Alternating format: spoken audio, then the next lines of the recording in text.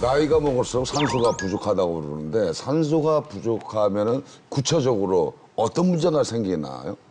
우리가 산소가 부족하다. 이게 참 여러 가지 얘기가 되는데요. 산소가 부족한 이유를 말씀을 좀 드리면 처음에 아마 중고등학교 들으세요. 혈색소라는 게 있어요. 혈색소라는 게 빨갛게 나타나는 그 피의 중심인데 이게 부족한 경우. 그다음에 혈관이 또 막혀서 운반이 안 되는 경우. 근데 둘아도 흡수를 못해요. 그건 몸에 비용이 있는 경우. 이런 경우에 소위 산소 부족증이 오는데 그 많은 것에 문제를 일으키는데 특히 또 잠도 산소와 깊은 관계가 있어요. 잠을 잘 잔다는 건 못 잔다는 거. 못 자죠. 산소가 부족하면. 아, 그래서 나이 들면은 자다 깨고 잠이 잘 안 오고 뭐 그러나. 그리고 또 그냥 잠이 안 와갖고 새벽 4시면 일어나서 그냥 부시럭거려갖고 식구들 다 깨워놓고 그러잖아. 그게 네. 아니 그게 산소 때문이라고요? 다 그렇죠. 나이가 들면 걱정이 많아져서 그런 네. 일도 있지만 중요한 건 산소가 부족하죠. 어머. 우리가 잘 잔다는 건 뭐냐 하면 우리가 뇌가 우리 몸의 산소의 한 30%를 써요. 충분한 산소가 들어왔을 때 뇌 기능이 활발해서 제대로 자요. 근데 산소가 부족하다 보니까 뇌의 기능이 떨어지고 뇌가 피곤하게 되니까 잠자는 게 영향을 미쳐요. 그리고 또 잠을 자다 보면 각종 탄산가스가 많이 나오게 되고 하니까 그 새벽잠을 설친다. 네. 나이가 들어서 잠을 못 잔다. 이거는 많은 이유 중에 바로 산소 부족이 큰 원인이라고 말씀드립니다. 네. 자, 박상준 원장님. 네.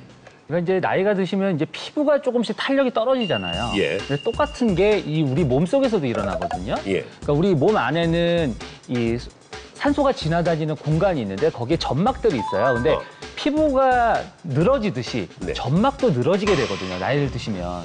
근데 우리가 이제 이렇게 누워 있으면 이 점막이 늘어지니까 이게 숨기를 막게 돼요.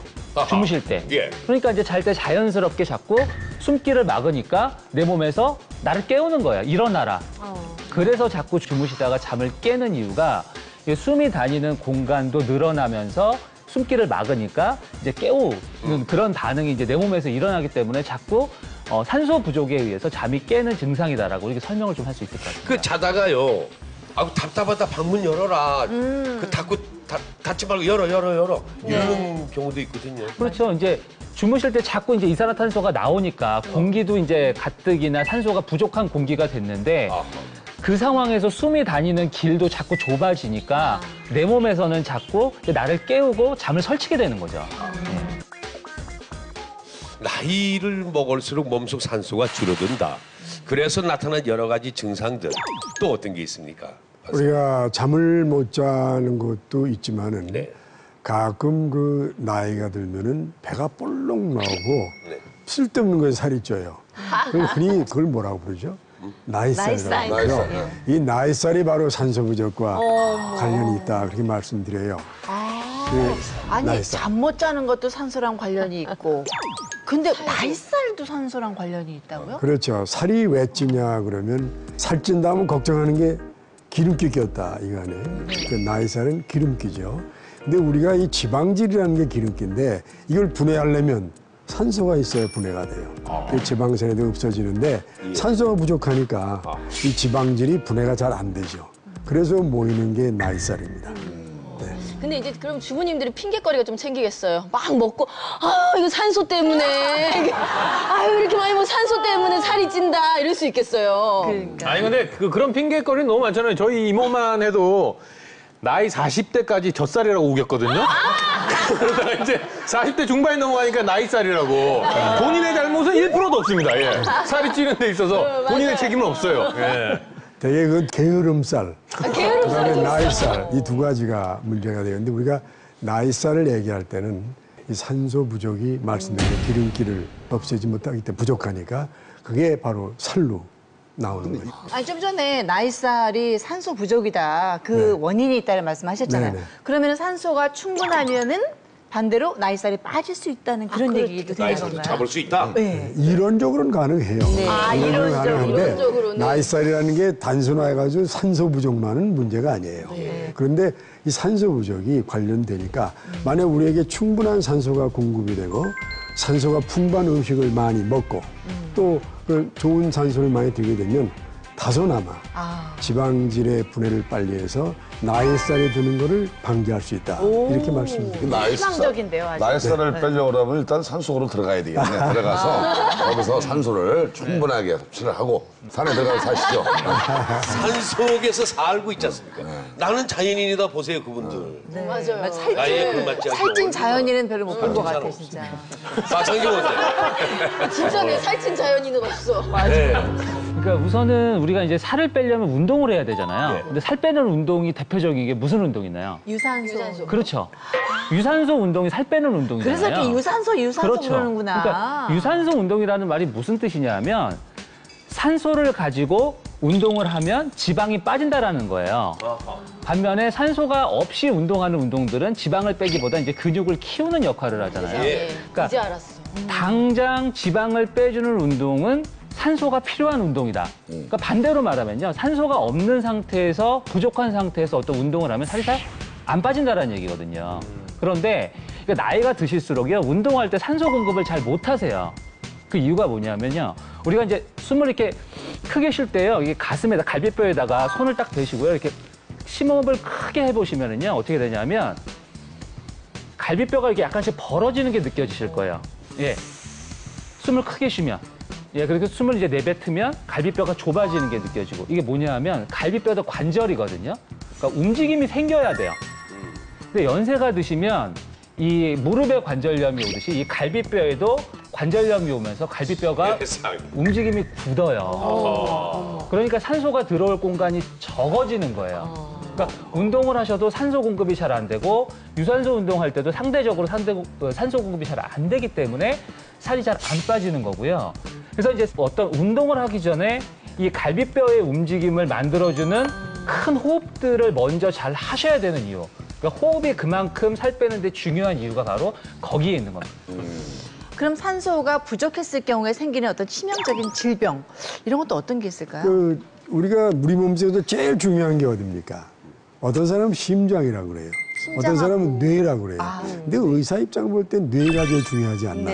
모든 걸 조절하니까. 근데 뇌가 말을 잘 안 듣는 걸 뭐라 그래요? 중풍이라고 그러죠.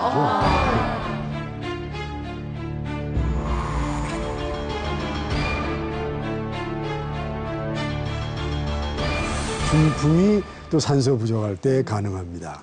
이게 왜냐하면 그 뇌라는 게 보면은 그 꼭 호두 모양으로 생겼어요. 좌측 우측이 있고 그다음에 거기에 아주 거미줄처럼 많은 핏줄이 분포되어 있어요. 그 왜냐하면 그 거미줄 같은 핏줄을 통해서 피가 들어와서 산소를 띄워주거든요.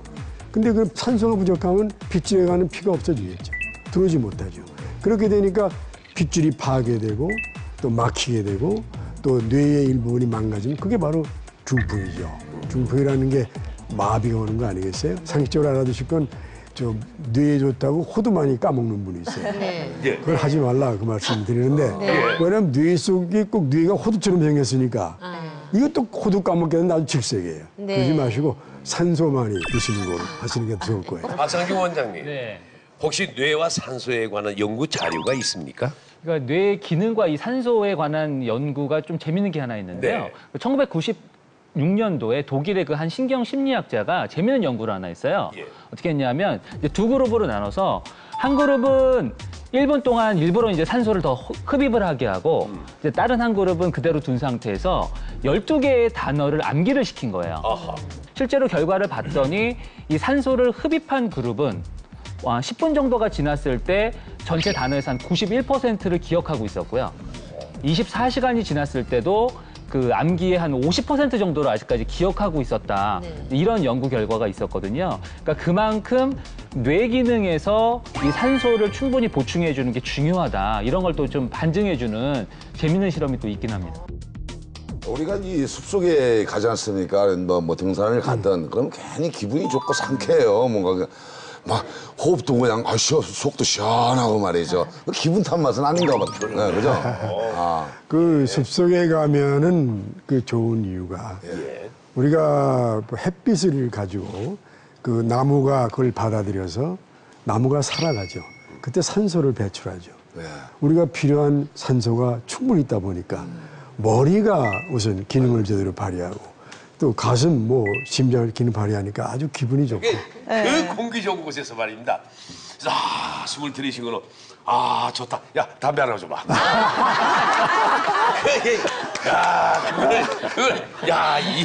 이 빠는 최고. 담배 맛 예. 그죠? 그건 아니죠. 있어요 또 우리. 담배 얘기를 내 사실 하도 많이 하고 다녀서 안 하려고 그러는데 네. 담배가 그건 우리가 아는 모든 인간의 죽음의 원인이에요. 담배를 끊는 순간에 여러분이 알고 있는 세상의 모든 암, 뭐 심장병, 폐병, 뭐 우울증, 자살 그 50% 없어져요. 그리고 특히 담배에는 그 흡입하는 중에는 탄산가스가 엄청 많아요. 그다음에 또 니코틴도 들어가고 그다음에 여러 가지 한 10만 가지의 가스가 담배에 그걸 다 들이마시는 거예요. 그러다 보니까 그러면 들이마신 가스가 가만히 있겠어요? 폐 망가뜨리죠. 심장 우리 몸 모든 걸 망가뜨려요. 여기 두 분이 가슴이 철렁할 거예요. 근데 가슴이 왜 확 트인다 우리 이런 말 하잖아요. 그런 것도 산소하고 좀 연관이 있을까요? 그 사실 그 가슴이 튄다는 말이 좀 애매한데 아마 심장을 얘기하겠죠. 심장. 그 심장이라는 게 꼭 주먹만 해요. 바로 여러분 요 가슴 가운데 있습니다. 이게 그냥 1분에 60번, 100번씩 뛰죠. 심장 바쁘죠. 그 심장이 박동을 하려면 뭐가 필요해요? 에너지가 필요하죠. 그 에너지가 필요하면 그 에너지의 원천이 뭐예요? 피죠. 피의 원천이 산소입니다. 그래서 심장을 뛰게 하는데 이 산소가 바로 원천이다. 그래서 심장이 부족하면 여러 가지 문제가 생기는데 지금 그 우리가 협심증이라는 말 들어보셨을 거예요. 그 뭐 심장이 좁아졌던 게 아니라 그건 혈관이 좁아진 거예요. 그러니까 피가 부족하고 또 산소가 부족해서 피가 만들지 않으니까 심장에 산소를 공급하는 그 관상동맥이 좁아진 게 협심증이에요. 그러니까 아 하고 통증을 느껴요. 근데 막히죠? 막히면 그 심장이 썩죠. 그게 심장막.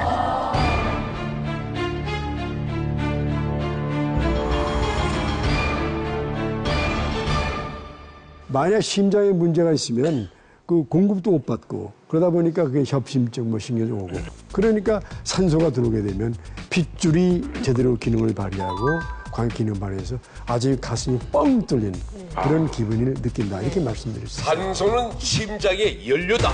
심장 수술을 하신 우리 삼희자 씨, 이 놀라운 사실을 알고 계셨습니까? 아우 몰랐죠. 그냥 가슴 답답할 때 심호흡 이렇게 크게 들이마셨다가 천천히 내뿜는 거 하루에 몇 번씩 해요. 생각날 때마다. 이것도 연관이 있는 거겠죠? 물론 이제 지금 말씀하신 건 심장에 도움되죠. 그게 소위 말해서 스트레스를 없애는 이완요법이라는 거예요. 이 스트레스라는 게 우리가 만병의 주범 아니에요. 근데 이 스트레스를 없애는 방법이 뭐냐. 소위 말해서 이완요법. 눈을 감고 아주 머리에 아름다운 생각을 하면서 코로 들이마시고 내뱉는 거.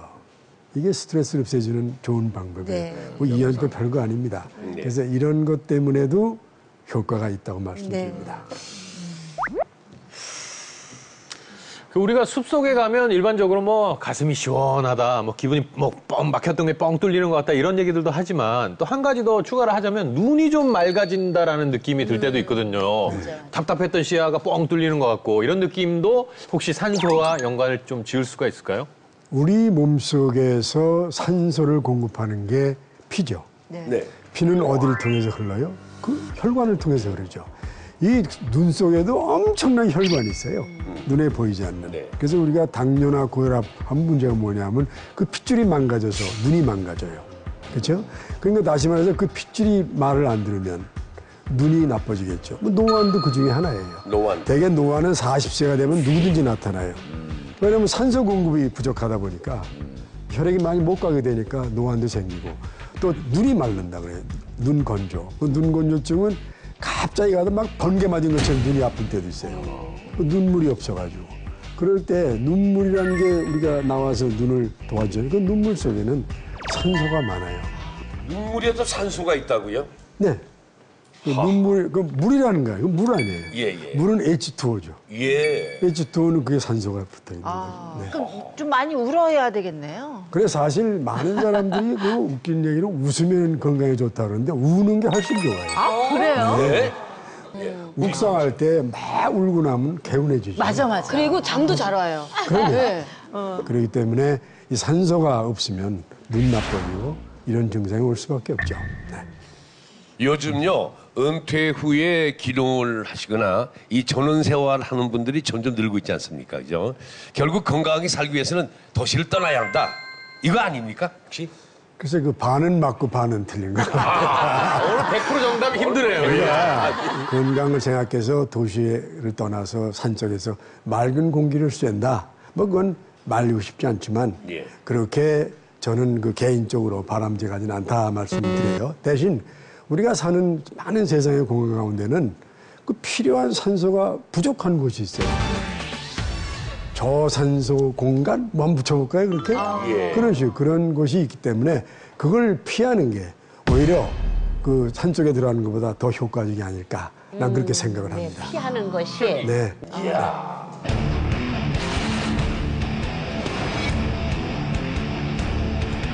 네. 영화관에서 이 영화를 보려면은 잠이 자꾸 오는 이유. 산소가 부족한 공간 아닙니까 혹시? 그렇죠. 영화관에서뿐이 아니라 예. 그것도 우리가 사람들이 많이 모인 곳. 그것은 사람 뽑아내는 가스가 많아요. 가끔 메탄 가스도 뽑아내고 그러잖아요. 예. 그렇기 때문에 그런 가스들 전체가 우리를 괴롭히는 거예요. 산소 부족뿐이 아니라 다른 오염물질 또는 탄산가스 같은 게 나쁜 게 나와서 그런 거예요. 그리고 그건 영화가 재미가 없으니까 졸죠. 야한 장면이 안 나와서. 재미가 있으면 왜 좁니까? 그 이동준 씨가 네. 그 주연하셨던 제작하셨던 클레멘타인 있잖아요. 네. 그런 사람들이 많이 졸았습니까? 아니면 끝까지 봤습니까? 오늘 사람도 없었어요.